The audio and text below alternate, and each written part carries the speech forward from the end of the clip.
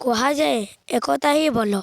ଆଜି ଆମେ 1ରୁ 9 ପର୍ଯ୍ୟନ୍ତ ସଂଖ୍ୟାମାନଙ୍କୁ ଏକାଠି କରି ଏକ ସୁନ୍ଦର ଚିତ୍ର ଅଙ୍କନ କରି ଶିଖିବା।